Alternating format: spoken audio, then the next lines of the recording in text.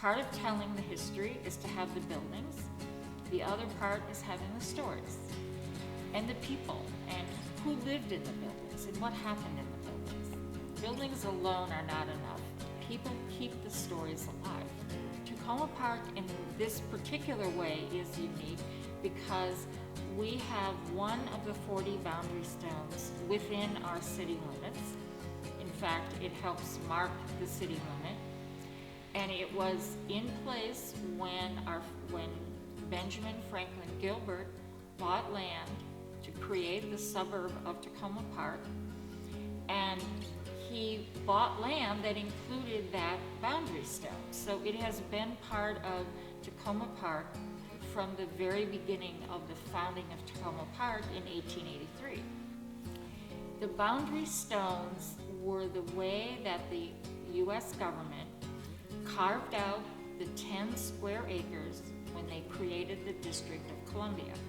And the boundary stones are the evidence today of where that surveyor, Andrew Ellicott, decided to mark the division between the District of Columbia and Maryland on the north and Virginia on the south.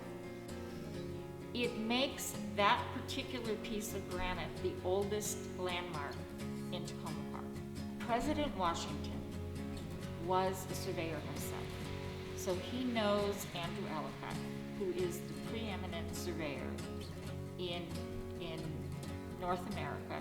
So Washington asked him to come here. He assembled a crew. It took 2 years, starting from Jones Point in Virginia, to lay out the boundary.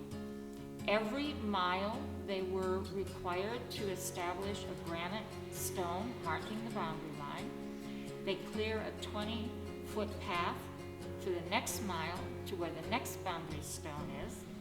You can imagine why it took quite a long time to go the 40 miles all the way around, marking the capital. You're talking about farmland.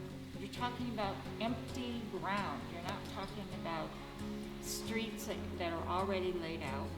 They have to basically forge a path through the wilderness. Ellicott started in Jones Point, went that way first, went around this way. So this is about halfway through. He started sometime in early 1791 and got up here probably 1792. When Benjamin Franklin Gilbert came out here and bought land around the railroad station, he was aiming to build a community for families who wanted to escape the city. All of that is true today, 132 years later.